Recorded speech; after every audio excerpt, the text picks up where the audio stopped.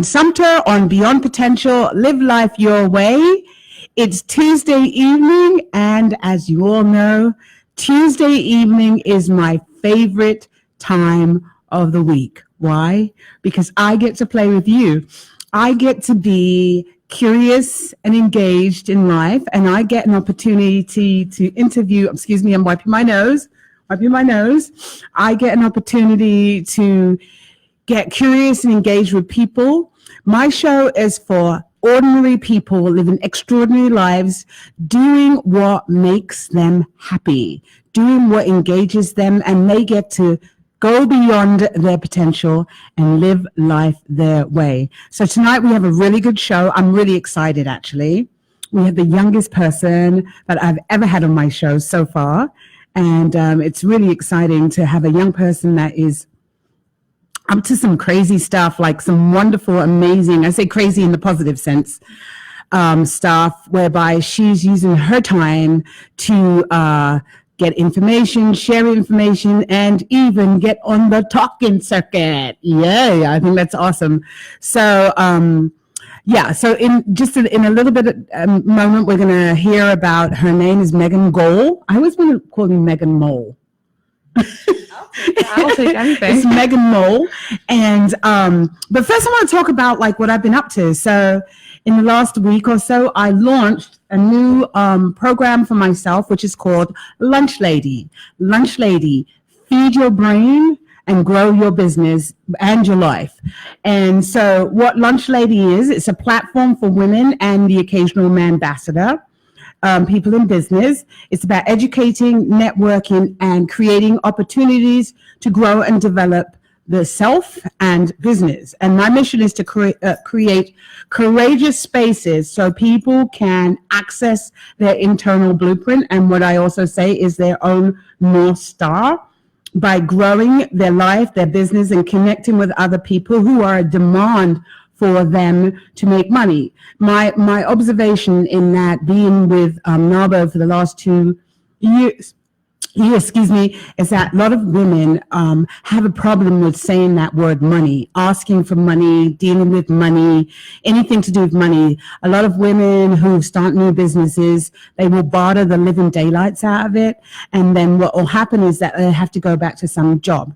So what Lunch Lady knows is that it's not easy to start a business, but you start a business to do what you love and to get paid for it. And crippling fear can stop you from taking action. Business has a language all of its own, and I'm committed that we find your language, you find your language. And for many women, I say they don't have a plan B. I don't have a plan B. Neither do I want a plan B. I'm really committed to what I'm doing. And I don't have a hobby. And I certainly don't have a hubby, so I don't have anybody to lean on. It's just me. And if it doesn't work, I'm shit out of luck. Excuse my language. And that's how it is for other women. So Lunch Lady is really committed that you feed your brain, grow your business, get courageous, and start talking about that thing that we're here to create, which is create money, because women need money. We need money more than men, I say. Oftentimes, a man can wear the same suit, change the tie, and you can cut his hair with nail clippers.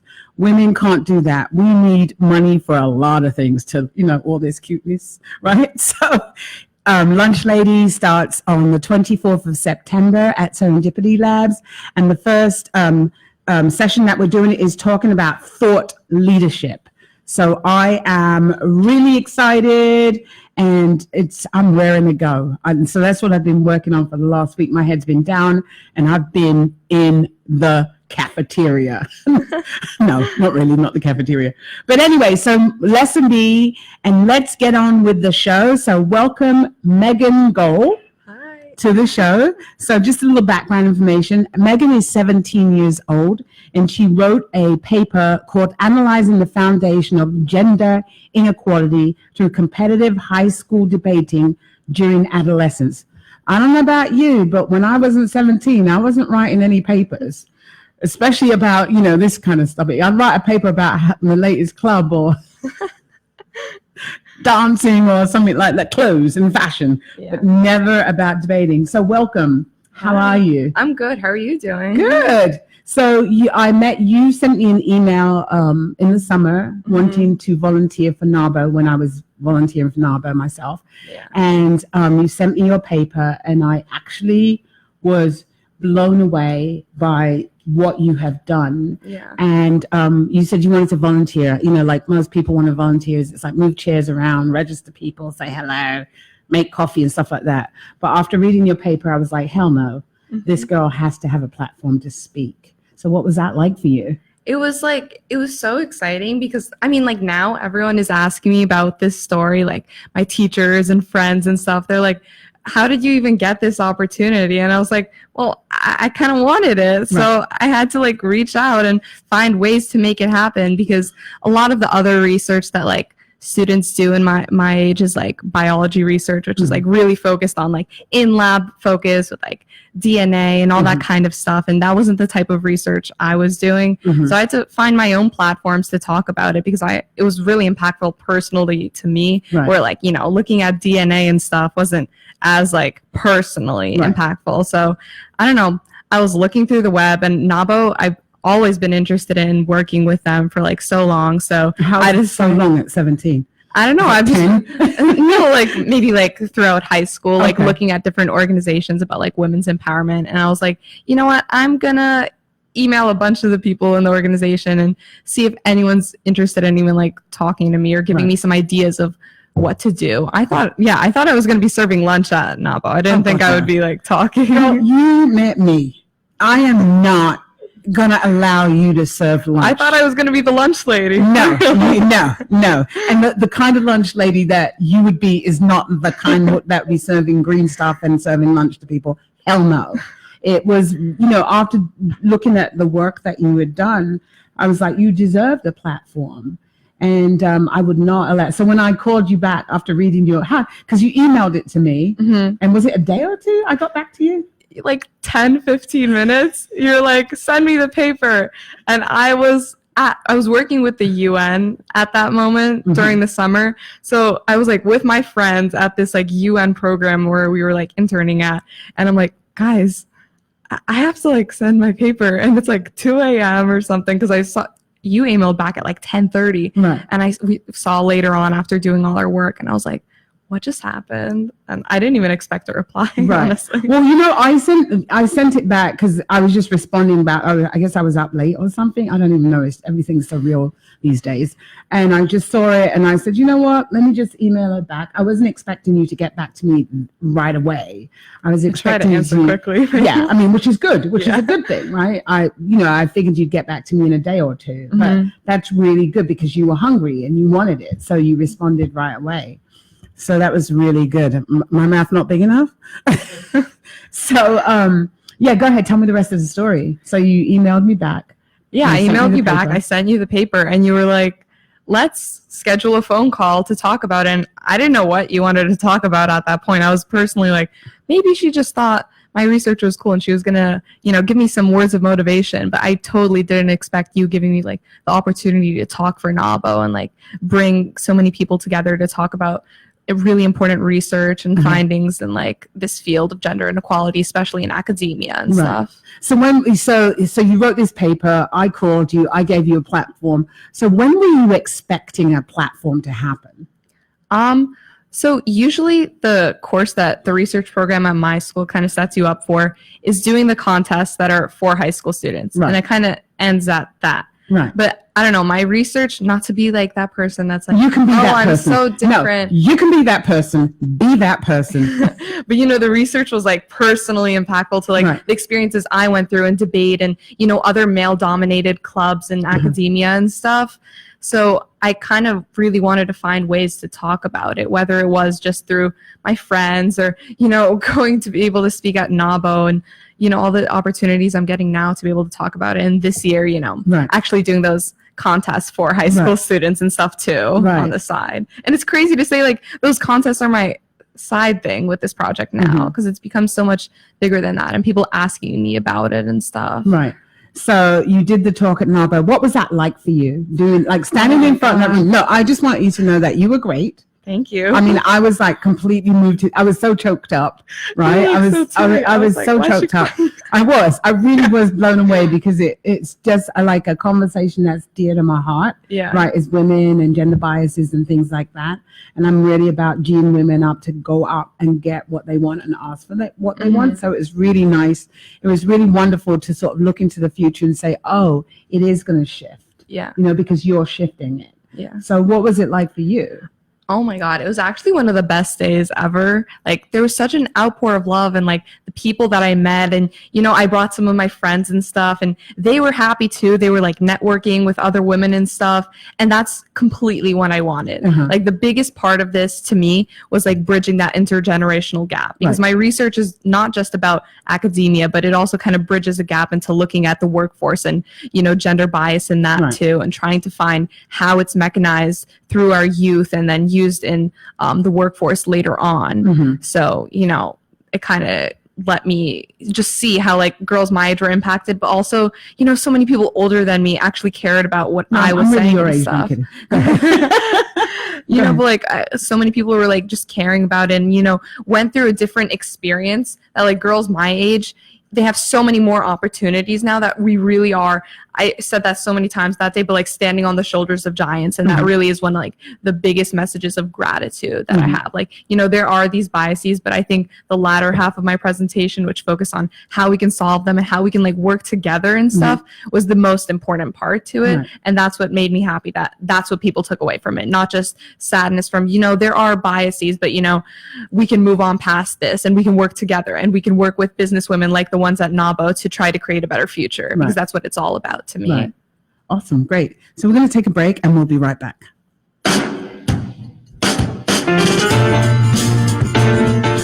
You're listening to the Talking Alternative Network.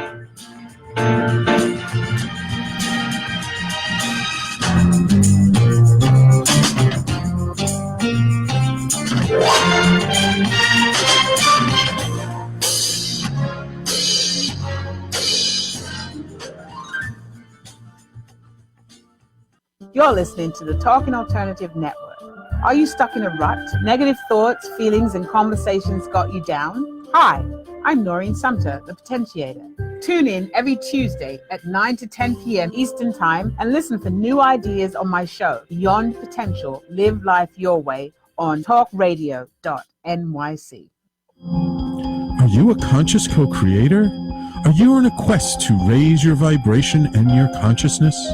I'm Sam Leibowitz, your conscious consultant, and on my show, The Conscious Consultant Hour, Awakening Humanity, we will touch upon all these topics and more. Listen live at our new time on Thursdays at 12 noon Eastern Time. That's The Conscious Consultant Hour, Awakening Humanity, Thursdays 12 noon on talkradio.nyc.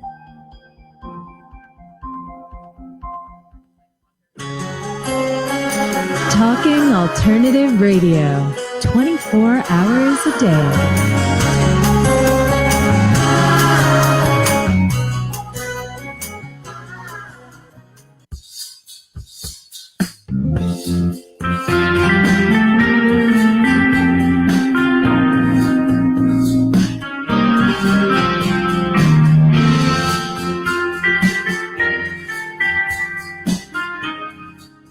All right.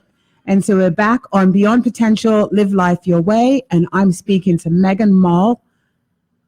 Well, You really like that nickname. I really do. Like, and the truth of the matter is, everybody knows if I don't mess up your name, we're not having a good show. Yeah.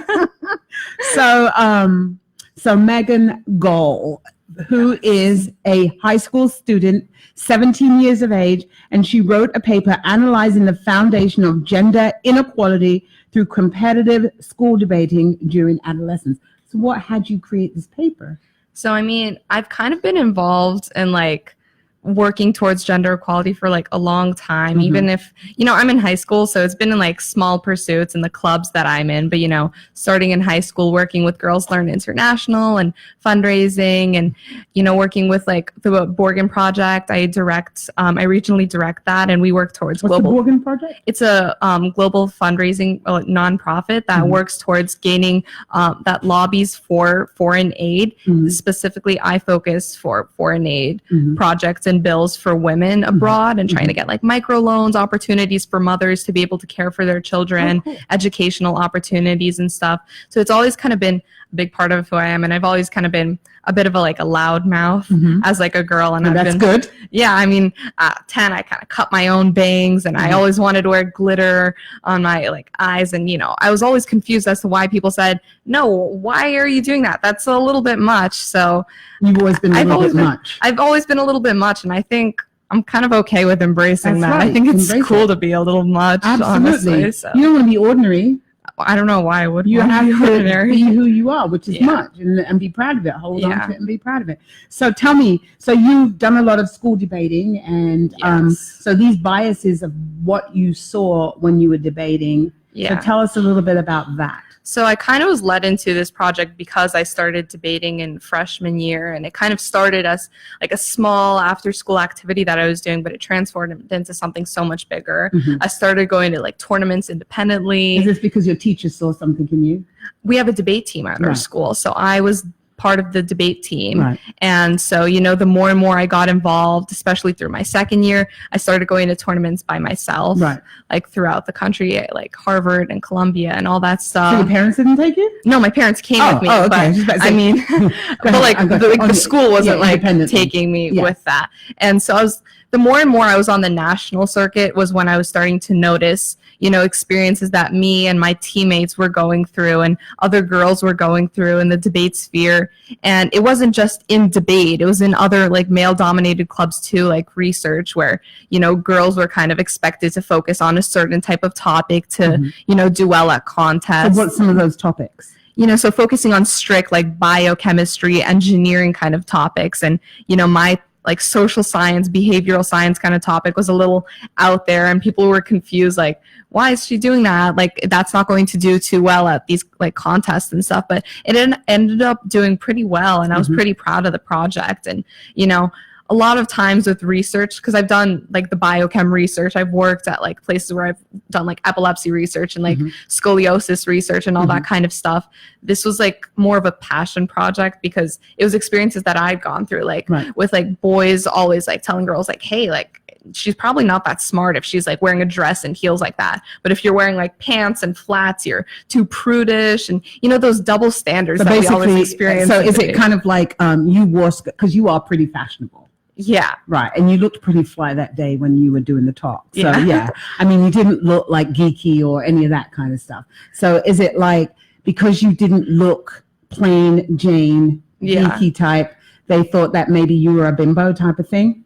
A little bit. I mean, I was always the kind of girl that like I didn't really care. Like I'd show up in my dress and, maybe I'd wear sneakers with my dress and I'd wear like purple eyeshadow and I felt cool and I felt confident like that.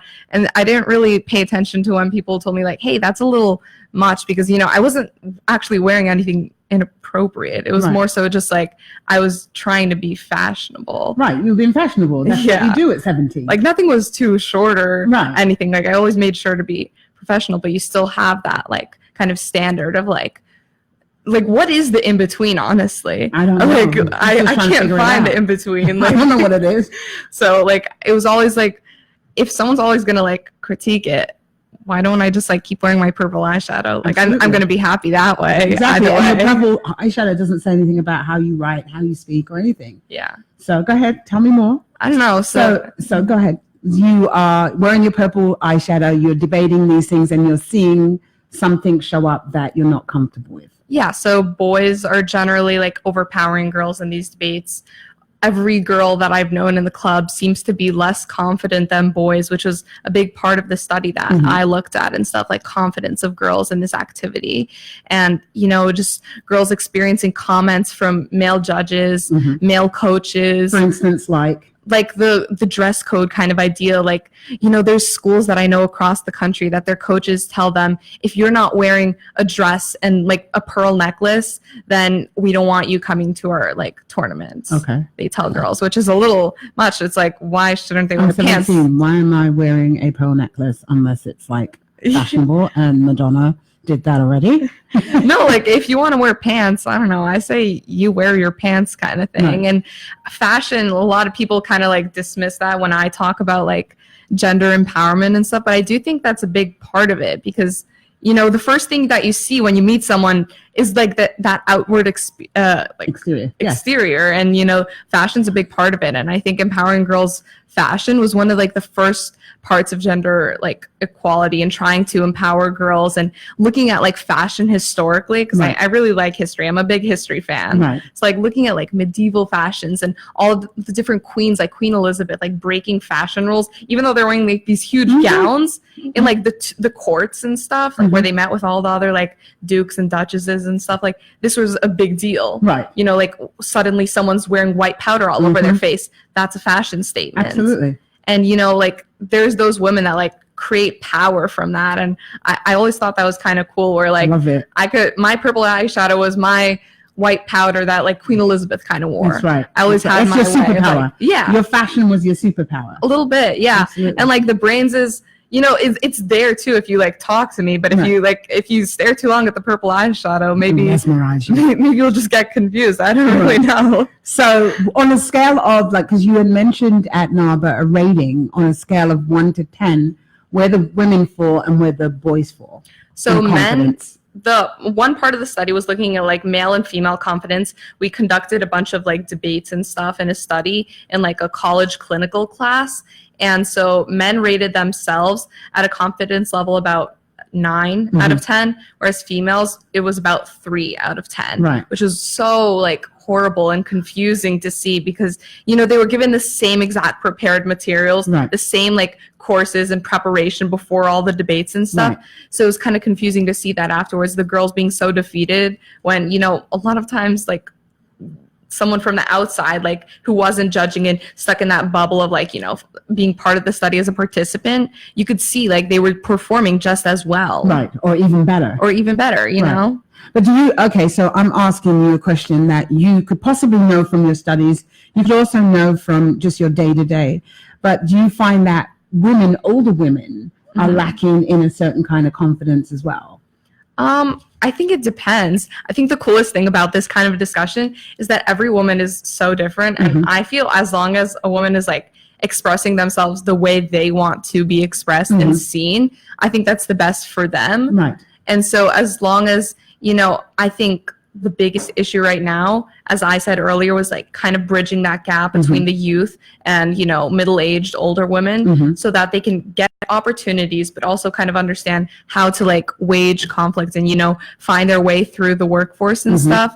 And, you know, trying to decrease that judgment Right. between the two groups. Right. Because I feel like a lot of older people can have judgment for younger people as like, you know, what are What are these? some of the judgments that you hear? I mean, I hear a good amount of judgments, but what are some of the judgments that you've actually heard said? Maybe not to you, but like just an overall conversation.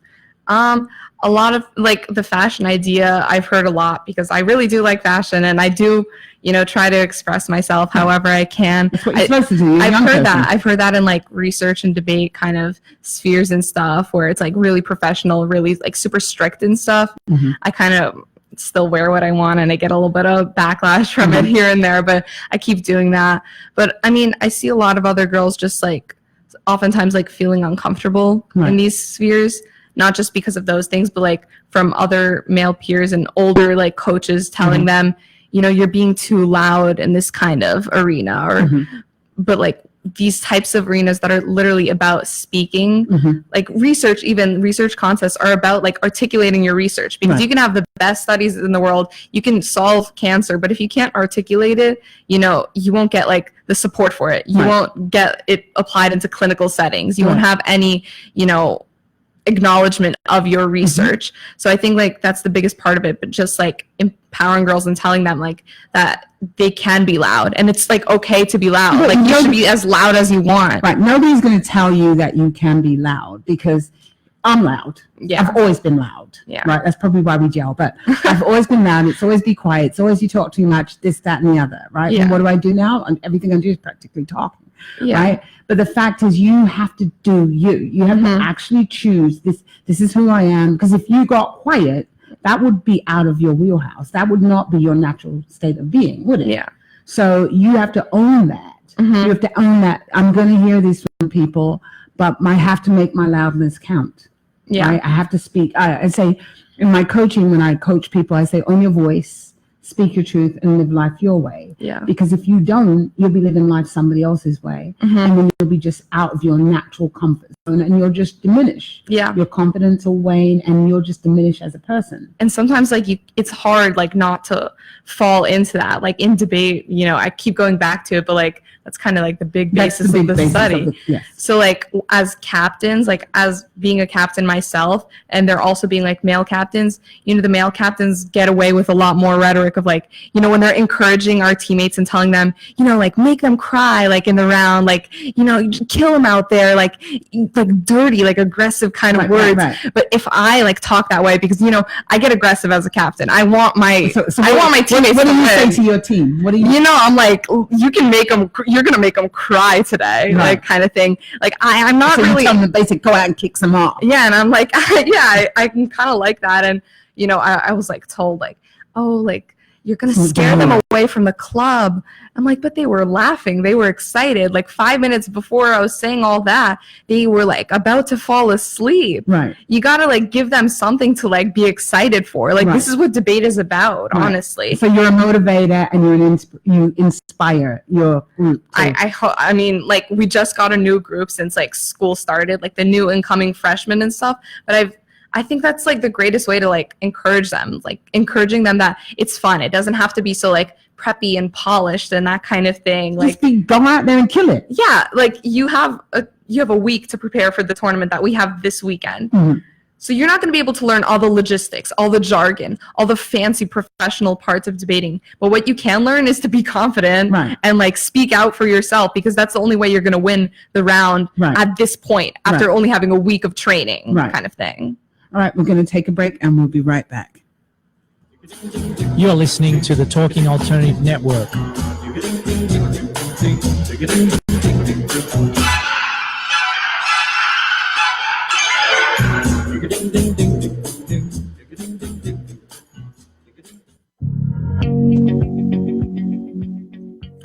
Do you love or are you intrigued about New York City and its neighborhoods? I'm Jeff Goodman, host of Rediscovering New York, a weekly show that showcases New York's history and its extraordinary neighborhoods. Every Tuesday live at 7 p.m., we focus on a particular neighborhood and explore its history, its vibe, its feel, and its energy. Tune in live every Tuesday at 7 p.m. on talkradio.nyc. You're listening to the Talking Alternative Network. Are you stuck in a rut? Negative thoughts, feelings, and conversations got you down? Hi, I'm Noreen Sumter, the Potentiator. Tune in every Tuesday at 9 to 10 p.m. Eastern Time and listen for new ideas on my show, Beyond Potential, Live Life Your Way, on talkradio.nyc. Talking Alternative Radio, 24 hours a day.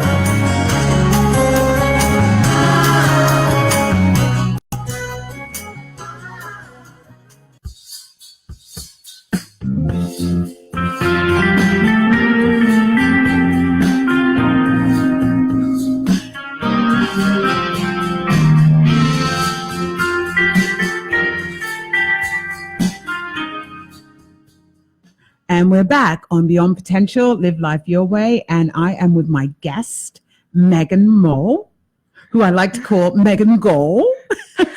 But, you know, if I haven't messed up somebody's name, we're not having a good show. So, Megan, tell me, I want to know, like you said, you inspire your new teammates. You got these new teammates. When you first started, you were nervous and scared, but you had a cousin who was like very inspiring and kept you going. So look at you now. You're killing it, right? Yeah. And so now you have these group of freshman girls that you are going to train, and you guys, and some guys, yeah. And you have a tournament this weekend, and so you've been inspiring them to kill it. So I want to hear a story. I want you to tell me about a story of when you literally ripped a jugular out of somebody. I mean, to begin, I've only like been working with them a couple days now since school just started, so I don't know if I'm inspiring them yet, but I'm definitely trying to be aggressive and encouraging them that they can do it this weekend because it's scary and all that kind of stuff. And I don't think any of them are watching, but still. It's okay. But, you know, like last year, I was at the Yale Invitational, you know, more debate kind of jargon and stuff. Right. But I had this opponent who was like really high ranked in the nation and stuff. And I got the notification that I was about to debate him. And I was terrified. I was like, what is going to happen? Like, I am going to lose, and I'm not just going to lose, but I'm going to lose like horribly. So what did you have to do to re-inspire yourself and to stand in your power? What did you have to do? He annoyed me in the round. Okay. And I think that was his first mistake, because then I got really like, hopefully not aggressive, but like I really came out, and I think that's when my speed got a lot better in that round. I got way more articulated, because I think when someone annoys you, suddenly all your thoughts come together really quickly, and you're able to push it all out, kind of thing. And afterwards, he was trying to justify why he lost to his friends and saying like, "Oh, I don't even know why I lost." And the judge, like afterwards, laid it out pretty clearly why he lost. What was it that had him lose? I mean, he lost most of the points, where like I kind of won the points and articulated them better, and I called him out. My case then, I mean, a little expected, but I was talking about gender inequality in the context of revenge porn and like cybersecurity and stuff, and how revenge porn. Okay. Yeah, and like that cycle of like sexual assault online that's like starting recently with women and stuff.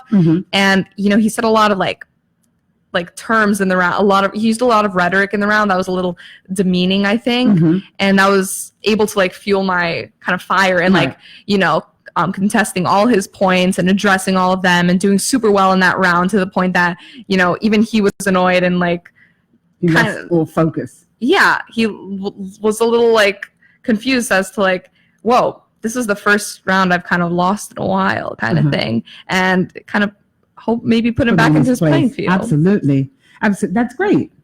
Yeah, I mean, I hope I didn't upset him, like, kind of thing. But no, but that's also don't apologize for who you are and what you do, right? Because you are committed to this, you know, gender equality. That's your area. So you never have to apologize for it. And the fact that you were well-read and well-schooled in that area is why you won. Yeah. Yeah, so that's great. Awesome. So tell me, what would you say to a young person? Also, I want to know, what is it like? So you've talked about women, but also I know that as a Black woman, there's issues with Black girls debating, and there's issues with Asian girls debating. So tell me what do you see in those areas, and because you had done some studies about that as well. Yeah. So I think if I were like continuing the study, the next point of interest would be intersectionality and trying to look at that. So explain what intersectionality is for our listeners. Trying to understand the different contexts of not just women, but women of different races and religions and backgrounds and how they express themselves in the debate field and all those different types of, you know, ways that they may feel that, you know, a white woman like me may not be able to understand fully. Right. But I think as a captain, like, of my team, hopefully I can try my best to try to address it for my teammates, kind of thing. Right. So do you feel that like people of different colors have a lot of points against them when they're debating? So I definitely do see that, especially for, you know, Black and Latino women who are definitely underrepresented in the debate space. And, you know, just a lot of other academic spaces, sadly, like STEM, for example, you know, just women in general also, like of all different races and backgrounds, are underrepresented, which is something I think we need to work towards fighting and, you know, bringing these women in, because there's so much like intellect and inspiration and backgrounds and ideas within all of these different groups that, like, I think we would be like a force to be reckoned with if we brought in all these different voices and stuff. What do you think needs to be done to bring those voices in? Do you think it's economics? What do you think it is? Economics is a big part of it, especially with, you know, people that are disproportionately poor, for example. It's hard to go into debate. Debate is a very like financially exhausting kind of activity where you're paying. You can go to local tournaments that are free, but the bigger tournaments are hundreds, if not thousands of dollars. People pay for coaching. People pay for, summer programs to get even better at this type of skill. It almost becomes impossible for people from lower socioeconomic backgrounds to succeed in it. And also with research, if you look at all these different like opportunities, most of them are summer programs that are thousands of dollars to be like taking part of, that most people don't have access to. So what would you say to big business, so that they could actually make a difference, help make a difference? What would you want them to do?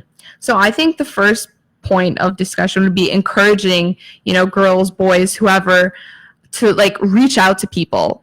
Reach out to that person, even if you don't think they'll answer, whether it be like in research, reaching out to a professor or a scientist at a university because you want to work with them, even if it is just cleaning dishes in their lab and learning about how they conduct their research, or, reaching out to a lawyer in your area to like intern as a receptionist and learn about how they file their cases and write their cases, and just whatever field you're interested in, trying to make these opportunities for yourself. Because I think once you find these opportunities, a lot of people, what they tell me is like, how did you do that again? Because a lot of the like clubs and activities that I do aren't in school. Like I do all that honor society stuff and all those different like clubs and all that kind of stuff. But like outside of school, like with the Borgen project, I found that opportunity by myself and with my own accords. And I think if people, like they search the web, because the web is truly one of the greatest resources we have nowadays, using that to find your opportunities would be so great. And that's where you found us, right, Nabo? Okay. And so how many people did you reach out to before you bumped into me? How many people?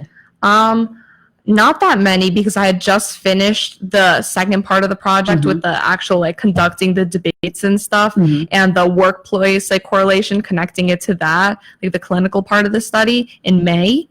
So right after that, I was like connecting with different organizations and, talking to my teachers about it. I had just finished a year of like, I was presenting at some contests and stuff where I did well with those. So, still in the beginning of the process, I think, when reaching out to you. So when you do a debate, do you actually win? What do you win? You win the rounds, and the people that basically win the most rounds kind of, break and become finalists at a national tournament. If it's a local tournament like the one that I'm going to have this weekend, it's basically like if you win 3 out of the 4 rounds or win 4 of the rounds, you place as a finalist. Right.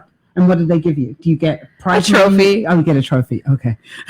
Money would be cool. Y'all need we don't get money. You need money because you need money to pay for the next thing. Yeah, basically. Yeah. Okay. So what would you tell somebody that is your age and that wants to be a speaker? What would you tell them?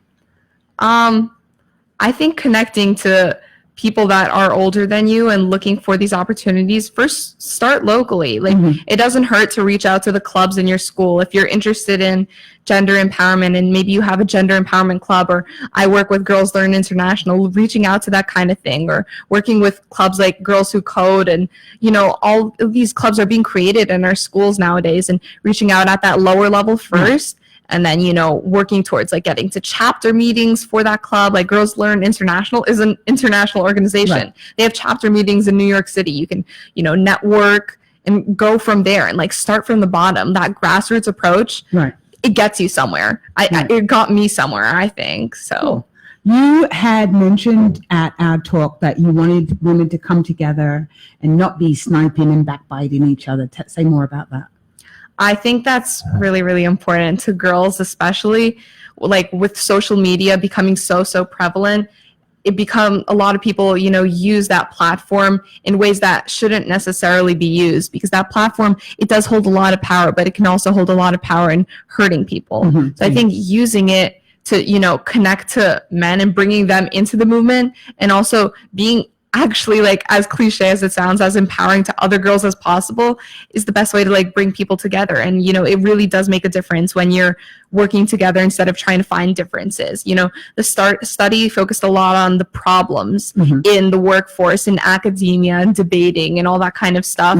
But I think what I brought to NABO after that study was the possible solutions, and trying to bridge that gap and talking to people, because I doubt like 99% of those people in the study were truly sexist. Right. It truly is a minority. Like the results showed like a lot of like sexist bias and sexist rhetoric being used and stuff, but I don't think the people are inherently bad. Right. I think if we work together, there's so much more that like Do you think brings it's us like, together it's than mostly divides ignorance, us. not being able to see? Yeah, because I think once I talked to the participants in the study with about like specifically the language they were using and the sexist connotations behind words like shrill and hostile and all those different types of words, they were like, I didn't even subconsciously realize that I was using them more towards females, but then men, they were just more competent or arrogant or aggressive, which sounds a lot less bad than, you know, whiny or shrill or bothersome, you know.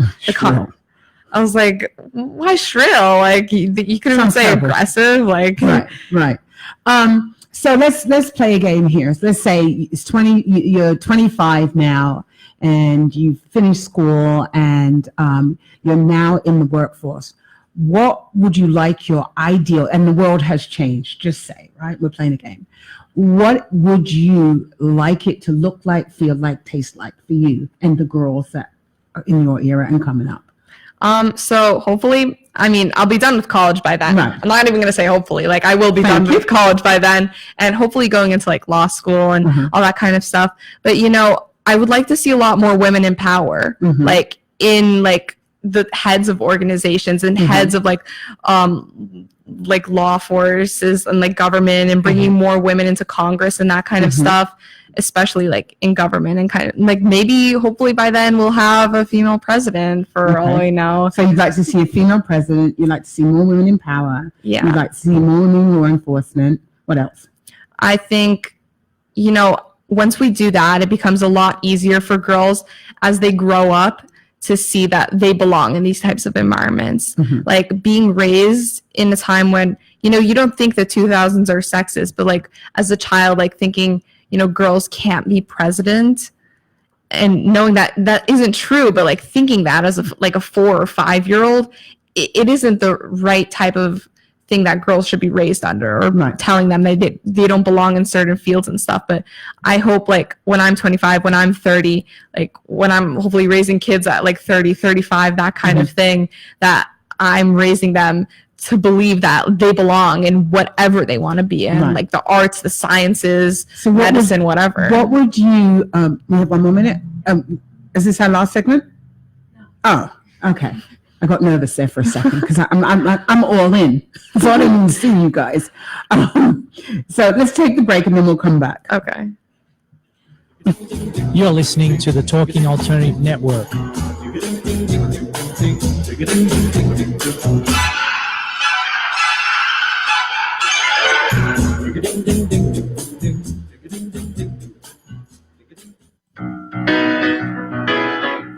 I'm the aptly named host of Tony Martignetti Nonprofit Radio. Big nonprofit ideas for the other 95%. Fundraising, board relations, social media. My guests and I cover everything that small and mid-sized shops struggle with. If you have big dreams and a small budget, you have a home at Tony Martignetti Nonprofit Radio. Fridays 1 to 2 Eastern at talkingalternative.com.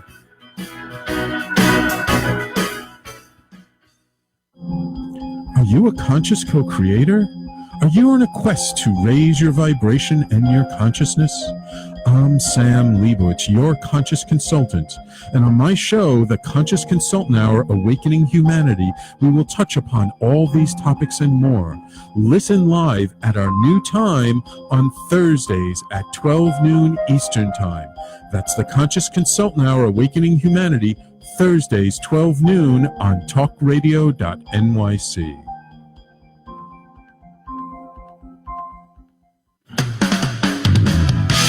TalkingAlternative.com.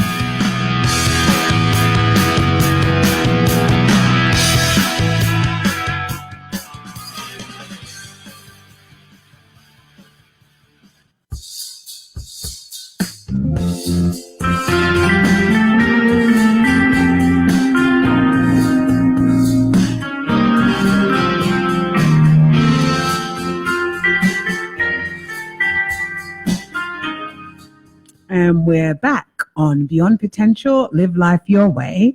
And my guest tonight is Megan Gole. You really like the nickname. You like Megan Mole? It's okay. Mole. And we're talking about gender biases. And yeah, she's amazing. So I wanted to know, just looking at you as a 17-year-old, and one day you'll be mother, friends will be mothers, or if they choose this, right? Yeah. Because not everybody chooses that. Mm-hmm. How would you suggest or request that women and men together, parents, raise their children? Well, I mean, teaching girls that gender equality doesn't encompass one thing. Right. So like allowing your girls to have whatever ideas they want, even like politically, like you can be empowered as a Republican, you can be empowered as a Democrat, not all feminists or gender empowered ladies have to just be, progressive Democrats. You can be like fiscally conservative and, right. Be like a feminist or like empowered and that kind of thing. And I mean, I'm not personally, but like, seeing other girls on the other side of the aisle, like my age, that are like also politically aware, that like aren't seen as worthy of being feminists or being empowered women because they are more conservative, right. Getting rid of biases like that. And just, that's one aspect of it, but teaching girls that they can flourish in whatever they want to be part of, right. And, be gender empowered in whatever they want to be a part of. It can be in sports, and you can wear your cool like fashions and stuff and still be like an intellectual and an academic woman and that kind of thing, and just allow. Or you can be a woman that like still is, dresses and looks really great in her clothes and is really into fashion, and she plays football. Yeah, just allowing women to be whatever type of woman they want to be, or whoever they want to be, and having that garden to grow and like allow your ideas to flourish, even if it is the smallest kind of thing. Like starting young in school kind of thing is the best way to start. A lot of girls are taught when they're young that they have to be versatile. They have to flourish in every single little thing. Whereas guys are more so, hey, if I'm into science, I'm going to take all the hard science classes, but I'm not going to really take hard history or English classes because I'm interested in what I want to be interested in. Let girls focus on what they want to be interested in. Don't tell them that they have to look versatile for colleges. Right. They have to be this for someone else. They have to wear this for someone else to look professional. Let them be whoever they want to be, especially in academics. If you want to be a history major, take those history classes. You don't have to take college math classes simultaneously because you feel stressed that colleges want to see that from you. Right. Colleges want to see whoever you want to be. Right. And I think that's really like impactful right now, because a lot of my friends and peers are going through this college application process right now too. So and we're applying to 20 colleges. Yes, I cannot reveal the school. No, I'm not asking you to reveal that. But 20 just seems like whoa, yeah, a lot. It's a lot of schools. So, what's a question that you would like me to ask you that I haven't asked? What's something that you want somebody to ask you? And I'll ask you. Tell me what it is, and I'll ask you that. Oh, I don't really know. I don't know. Like, I don't know. I think of like very weird questions. Like, go ahead, like I don't think of these profound kind of questions. Like the first thing that comes to my head is like, what's your favorite kind of food? Well, like maybe that's the 17-year-old in me. No, it's you. What is your favorite kind of food? Sushi. You like sushi? I like sushi. Sushi's pretty good. And what do you like to do on the weekends? What do you do? I mean, usually I'm at some sort of like debate takes up a lot of time. Right. Hopefully not as much senior year with like things dying down after applications. Hopefully more kind of stuff like I'm doing right now, and like working with NABO and like future opportunities, like that kind of thing. I'm working with the Borgen Project. That takes up a lot of hours of every single week where, I'm lobbying and working with congressmen in my area and like those in New York and stuff to try to fundraise and, get funds for like trying to pass legislation and stuff. But I mean, like other hobbies, I really like music. I don't talk about music do you like? Honestly, I like all kinds of music. I do like rap. I'm not as much into pop because, it's overplayed. Rapper?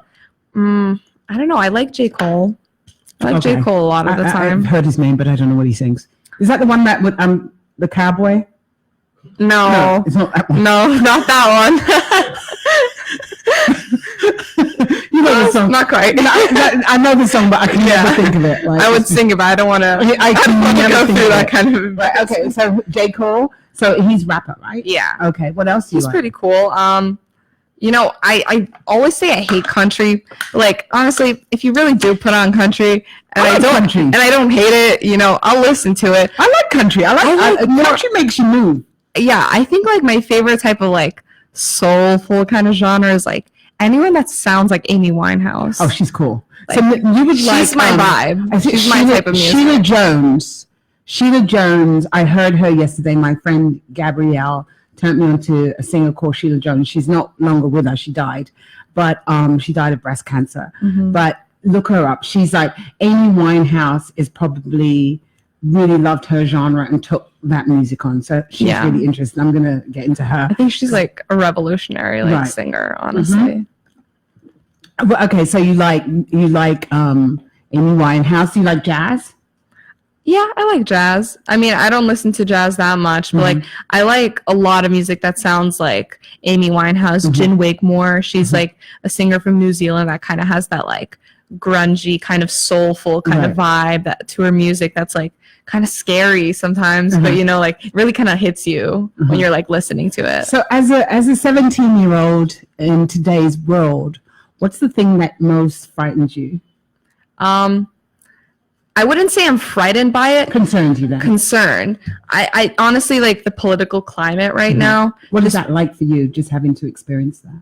I think just looking at myself, I'm a lot more understanding and open to different ideas than a lot of people. But I feel like everyone's saying we're so stuck in our own two sides, but it truly does come from both sides of the political aisle. And I think you can kind of understand from our conversation where I stand on the political aisle, but still like trying to actually talk to people on the other side.